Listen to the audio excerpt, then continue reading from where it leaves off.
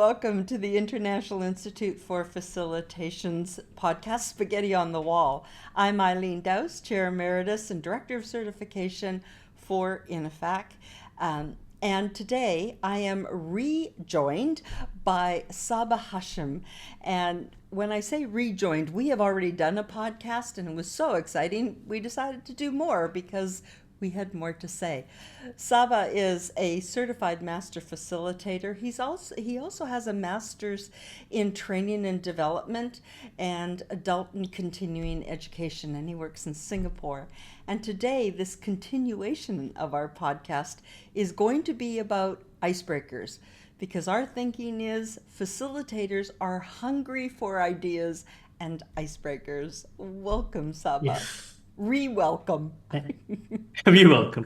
Thank you, Eileen. It's a pleasure to be back, and thank you for having me.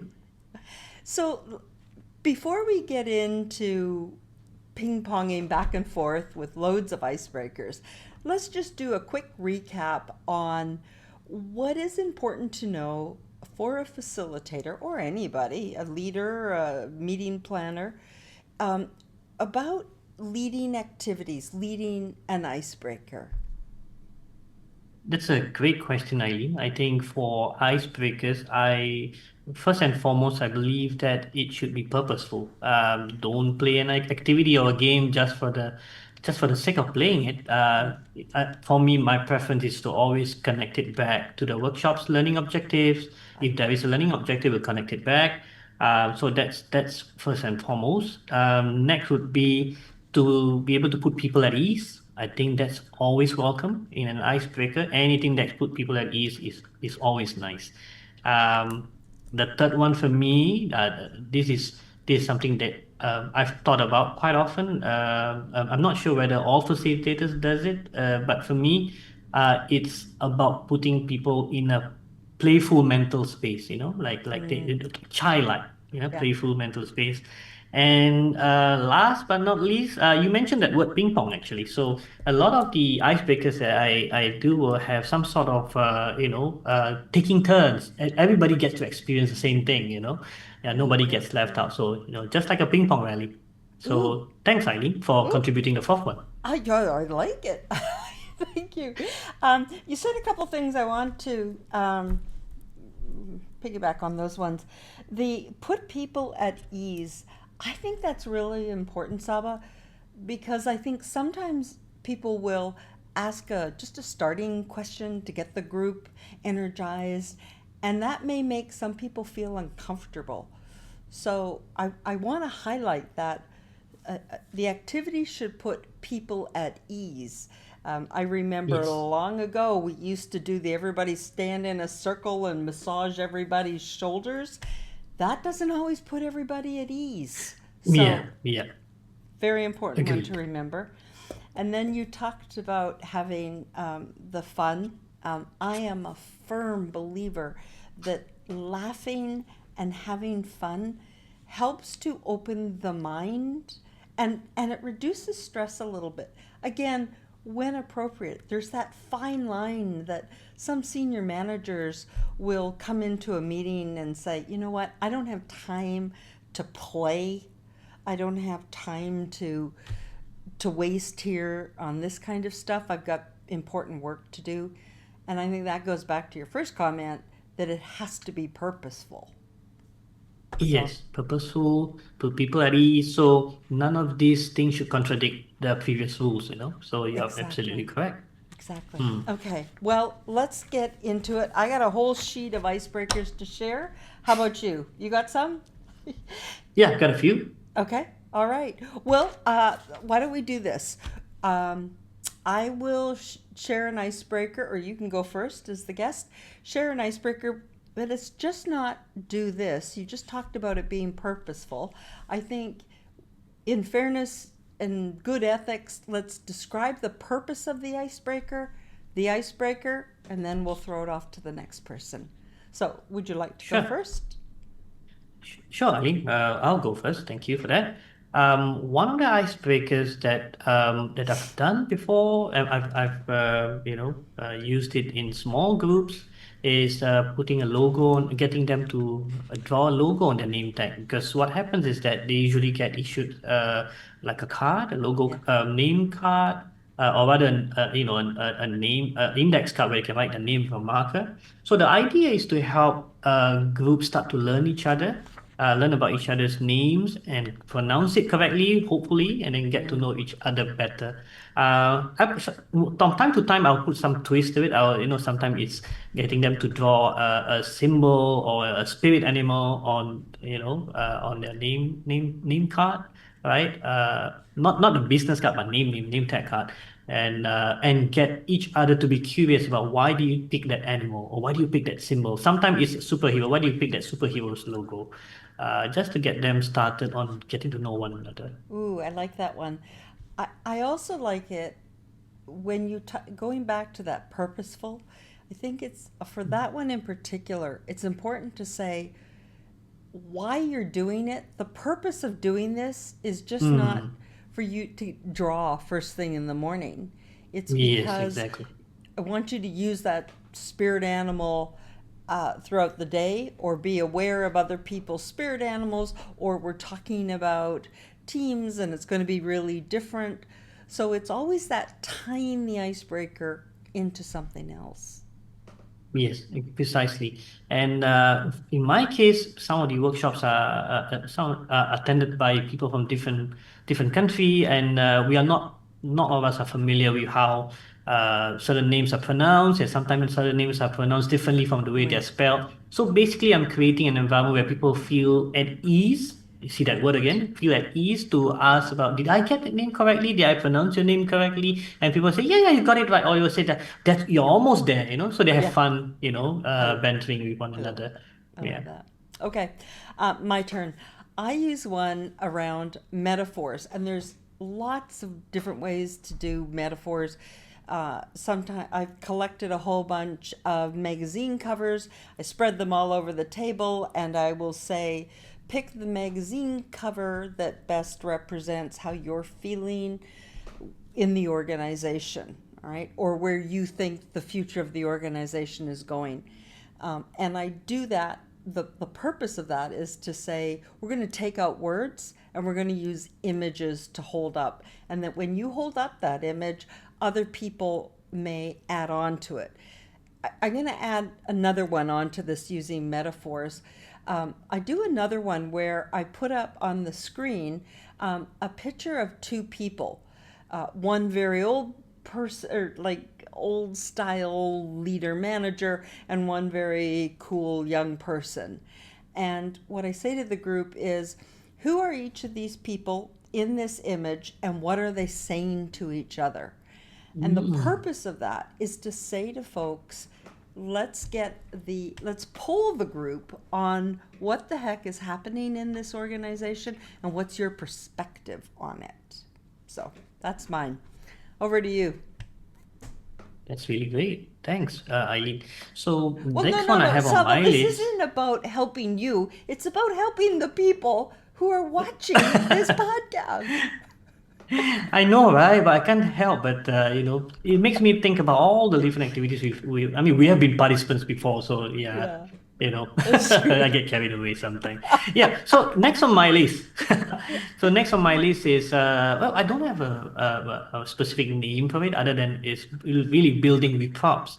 So the whole purpose of this mini activity is to stimulate creativity, getting the Mm, group yeah. to begin working with one another together for a common goal. And it's especially useful if it's a full day workshop, just to get them going, right?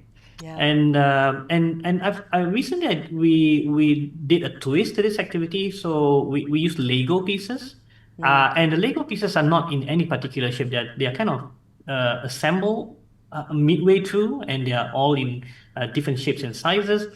So sometimes they have to do a bit of an improv, and they have to convince the other party, right? What I'm holding is something, all right? Ah. So they can say something. What I'm holding is a very high-end computer, so they have to pitch that product to the other person, and they have to make it convincing, and that usually draw a lot of laughs. And that workshop happened to be about innovation, right? And in the space of innovation, sometimes you have to pitch an idea because it's not always apparent that what you have created solves a certain problem. Right. So you got to make them see it from their mind's eye, and that's always a great activity to run with. People get a lot of laughs in the room just because of that. I Yeah. bet. I bet. That's mine for Love you. it. Thanks, Love it. Eileen. Thank you. I speaking about props, I have a prop. This is a squishy dice. And it's squishy dice. It's large and it's squishy because you can travel with it. And what I do again is I have a sheet, a PowerPoint slide that I put up with 6 different questions, and I will throw the dice and hold up the dice to the group and say, okay, number 6, you, Jack, Jane, have to answer question number 6. Now, for the facilitator, the purpose of this is you can get some quick answers from the group. And these questions can be like, what would you do with $1,000,000 corona, whatever, currency amount in the group? Or it could be, what's the best thing that ever happened to you working here, or whatever the questions are that you want. And then again, you throw it up and say, okay, next person, you have to answer number 2. So it's a fast activity, and that's what I say to them. The purpose of this is for us to get an understanding in a fun way of your perspective before we end. So it's great time management for a large group. Thanks, Eileen. What I like about this activity in particular is that it creates excitement, but at the same time, it's not something far out because they know that it's one of the 6 questions. They are Right. just kind of excited. Which one will I get? Yeah, Yeah. exactly. And you know that everyone in their mind has an answer for all 6 because in case they get called on. So yeah, Yeah. absolutely. Yeah. Thank you. Now, next is mine.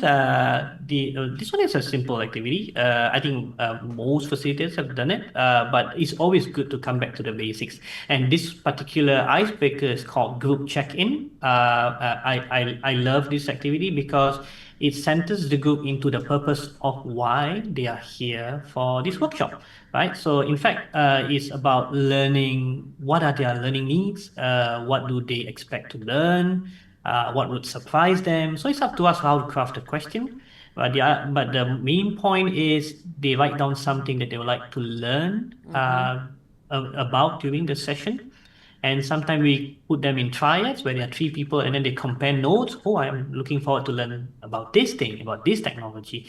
Then after a while, they will take to a different group of triads. And before you know it, they realize that, hey, there's a few of us that are looking to learn the same thing, right? Yeah. So that's kind of spark off a whole strings of connection. And they end up mingling during the water cooler conversation. And that's always nice to look forward I to. like it. I Yeah. like it. Saba, my brain just went in 2 directions. One, I want to stop and I want to say that I got caught in Hong Kong using the word triad because triad is a Yeah. is the mob It's- in China. Yep. And so when I told the Precisely. You got me group there. get into triads, they were like, what are you saying? So for me as a facilitator, and I just Yeah. want to say to this to Yeah. everybody watching, don't do triads. Don't do triads. Yeah, do Get in trios. groups Yeah. of 3. Groups of 3, yes. Groups of 3 or trios, yeah. The- Yeah. Triads are not a good word to mention in Hong Kong, but interestingly in China, Hong Kong, or yeah. and in China, when they mention triad, they always use the local vernacular, Yeah. which I haven't mastered, of course. Yeah, There but you go. yeah, good point. Thanks, Saeed. And I told you that I was going in 2 different directions. So the triad was one. The second one is for this group check-in, I don't think it has to be just always first thing. I think you can do that after lunch. I think you can do a check-in because if we think the purpose of icebreakers are to energize and to just change the mood, I think a check-in is always a great idea. Yeah, My thought. absolutely. Yeah, My thought. that's a good point. Okay, I have one, and this one really is important for introverts. And it's brainwriting. So we know about brainstorming, we know the rules of brainstorming and creates all these ideas. The research says that brainwriting produces 4 times more ideas than brainstorming. The way it works is, and you can check it online, you get a piece of paper with 9 squares in it, and you make a paper for everyone and a couple extras. This blank paper. Everyone gets a paper, and you say, write down your idea in silence, and then you're going to pass that paper to someone else. So the whole concept of brainstorming, where people see the idea before them, yet we're doing it in silence. So you don't have that dominant Yeah. person coming in going, ugh.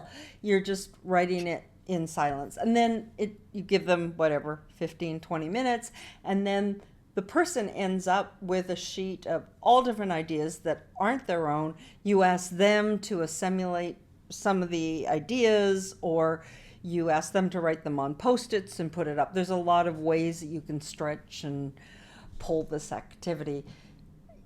The purpose is to produce more ideas, and the purpose is, and I tell this to them as well, to give those who want to be quiet and think more time to do that, which is why you want some extra pages, because some people take longer on their page than others. So if you keep it where write down and pass it on, you're going to get, the flow will get stuck. Does that make Yeah, sense? that's true. Yep. Okay. Makes absolute perfect makes sense. Yep. I like that. Thank you. Now it's my turn. Now this one is quite similar to the group check-in. Now, so I'm gonna do a bit of comparison and contrast a little bit. The group check-in, if you recall, the question is more about their learning needs, what they wanted to learn, what they hope to learn, and it's always useful in a workshop where there is content being taught, being covered.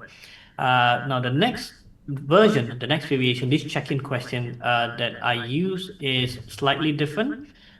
It's usually used in a session where we don't teach content, but it could be around like a strategic work plan meeting or a focus group discussion surrounding a certain topic. So, and we want to encourage people to speak freely and don't self-censor. So the question could be something that encourage them to be a little bit more vulnerable. So a question could sound like this. What is if this session, imagine that this session went absolutely well. Oh, yeah. What would be the best outcome you could Yeah. hope for, in this session? Yeah. And at the same time, there's also the other side of it. We want to acknowledge that everybody comes with their own set of concerns. What is the worst thing that could happen during this session? Ooh, I like Yeah. it. So Yeah. we give them we allow them some time to think about both dimensions. But in reality, they all know at the back of their heads that usually it's hits somewhere in the middle. Right. And they also feel a sense of bonding because they realize that everybody have the same set of fears or concerns or hopes for the same session. And all the more reason we should speak up, Yeah. speak authentically, and Yeah. listen to be understood. Yeah. Yeah. I love that one. And I love it because you're surfacing fears. And I think to put that out and say they exist, and I, as your facilitator, will help to manage that if possible, that's great. Okay, I have one, and this is a real quick one. It's, again, I like to do these quick ones for executives who, don't have time, don't want to play. And it's just, I call it a continuum of preferences. And I say the purpose is twofold. One, this is going to be fast. And two, I just want to get a pulse on where you're at. So I may say, your energy level on a scale of 1 to 10, give me your number. Your interest in this topic on a scale of 1 to 10, give me your number. And then we just do a quick whip around the room. And with that content, if I say, wow, no one wants to be here, everybody's 2s and 1s, which is the lowest, then let's talk about that. So this icebreaker can lead on to something else, or you can only hope, oh, yay, everyone's happy to be here and get involved. Let's move on. And it maybe takes 1 or 2 minutes, and people can live, executives or really busy people can live with that kind of timing. Great. Right. Thank you. My turn. Now this is a game about rock, paper, and scissors. There's two variation actually. There's one that's done online, and so the purpose is basically to quickly energize the group, and which you have also reminded earlier in our conversation that some of these icebreaker need not take place in the beginning of the session. It can take place at any time, and that's always a good jolt of energy. So this is one example Yeah. where the facilitator would say something like, "Okay, you're gonna play against me. I'm gonna say rock paper scissors, and then and then we go ahead and play. And if I beat you, you have to turn off your camera. So that's one variation, Yeah. right? There's another variation that we played in a large hall, and I remembered people get a kick out of this one because so they will pair up and play against one another, right? So the loser will have to basically stand behind the winner and then go together as a team and then play against another pair or against another person. So as you can imagine, after many rounds, we have one long caterpillar of people, a group of people snaking around in the room, right? So at the end of the day, at the end of that activity, there will be like two almost equally long caterpillars fighting one another. So that's how I remembered it. But people get a great kick out of it. I want to check, Saba. Are the long mm, caterpillar, the people behind aren't mhm. participating? They're just standing there. Is that right? Yeah, so Okay. Okay. they're just standing there.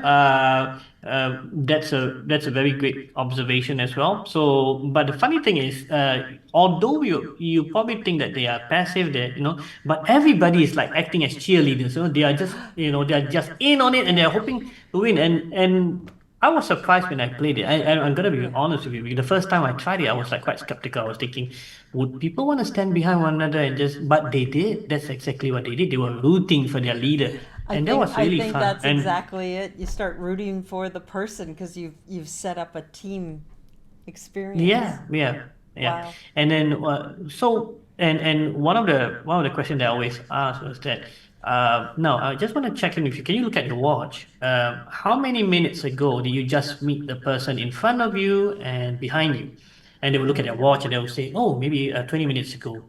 Now look at that. 20 minutes ago you were strangers. 20 minutes later you are rooting for Ooh, one another. nice, Right? Can you nice. imagine what will happen if that works in an organization, right? We start rooting for one another, Oh, that's right? fabulous. I love it. I Yeah. love it. Okay, only have time for just like one quick one Sure. each now. And my quick one is it's just a starter to say to the group, if fill in the blank. If I wasn't here in this meeting, I would be aware. Some people would be at the beach, some people would be at the office, and it's just to say, I get that you're busy and you're here now. So let's honor the fact that your brain's somewhere else too. All right, you get to do the last one. Thanks, Eileen. The last one is that something that I really, really enjoy as both as a participant and as a facilitator. So basically what we do is we print a few decks of cards and so that we can put people in groups of 4 or 5, and in each group of 4 or 5, there's a different deck of cards and different themes, right? Sometimes it's about journey, sometimes it's about different cars, whether you're a station wagon or you're an F1 car. Sometimes it's about the weather. So and they get to experience different cards of several rounds of this, where the deck of cards gets moved around.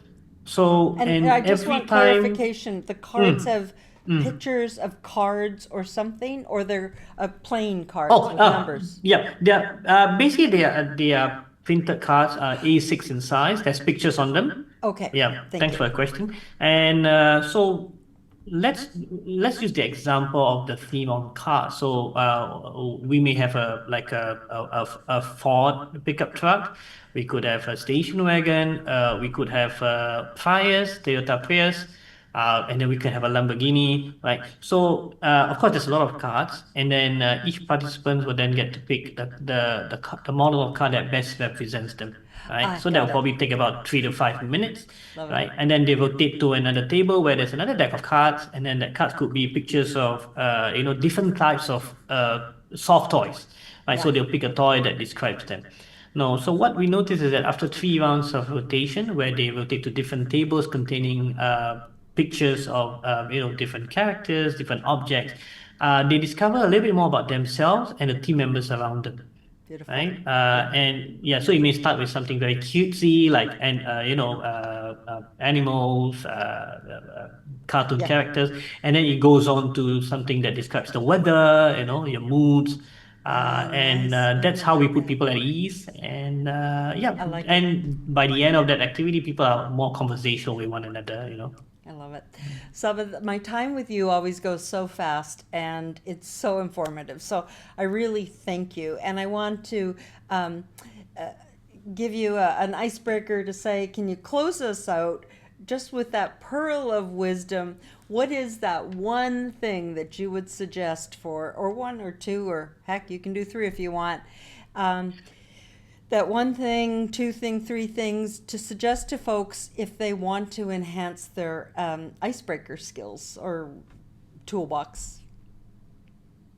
Yeah, that's a great question. If they want to enhance their icebreaker skills, I think it's always a good starting point to look at the purpose, the purpose of Yeah. icebreakers. And I thought in effect, set of competencies, the acronym of Yeah, PACCCE, the competencies of a Certified Master Facilitator, and the part about presence, right? The part about Yeah, great. engagement, right? And if you look at the description on both, right, go to InEffect website, ineffect.org, you realize that if you design an icebreaker around these two statements of presence and engagement, you can't go wrong. Yeah. Really, I agree. that's one. Number two is in Google search is probably the first place that people always right. look out for icebreakers. Now, I would stretch that. I would encourage people to mix and match. So some of the best icebreakers that we have developed came about because we decided to put two or three of them together, and then it became a different icebreaker altogether, right? Wow. So that creates an element of surprise, especially when you are among groups of people who are very familiar with icebreakers. They think they know what's coming, right? So yeah, so you hit them with a hybrid That's a of good one. icebreaker games, and they're like, Yeah. "Wait a minute, that's not how it's played." Then I will just tease them back and say, "Says who?" I love that. Then they I realize, love that. okay, then they will say, I got it, I got what you're trying to do. I see you. That's right. That's right. I love that one. I love that one. Well, Saba, Yeah. thank you so much. Always a delight. And I hope those watching really gain some new information to their toolbox and take what we've shared Yeah. with you and, in the words of Saba, mix and match. Mix and match. Thanks, Have fun. Saba.